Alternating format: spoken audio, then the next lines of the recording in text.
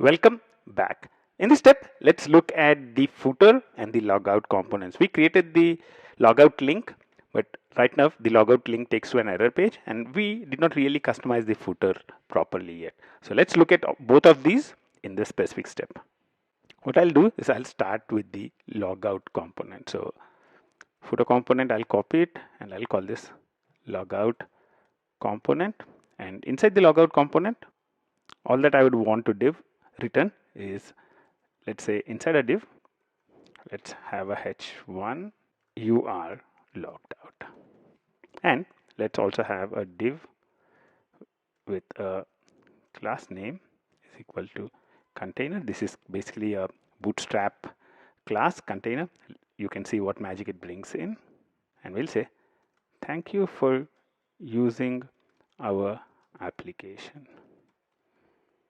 And I don't really need a div in here, so I'll leave it as an empty fragment. That's also fine. So we are just creating a logout component. We need to map the logout component to the router. So let's go to the route and add logout in here and /logout. So we have the logout mapped. That's cool. So you can see that when I do logout, it says you're logged out. Thank you for using our application. So all links here are now in a working state. That's cool.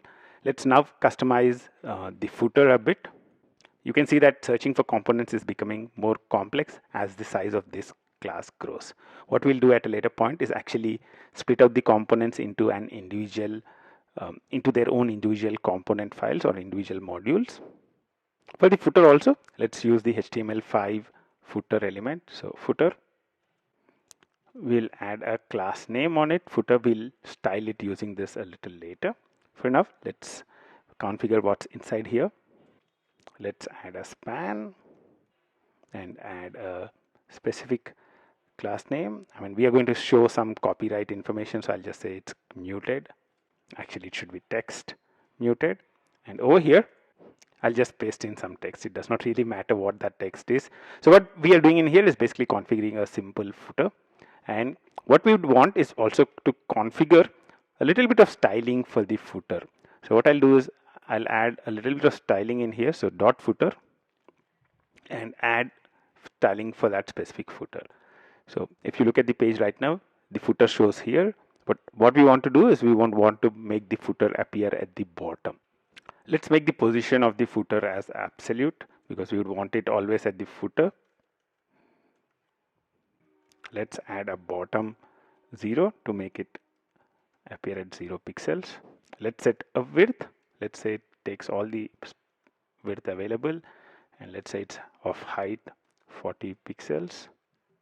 And let's give it a background color. Let's just say it's #2222. Now we have a header and a footer at the bottom.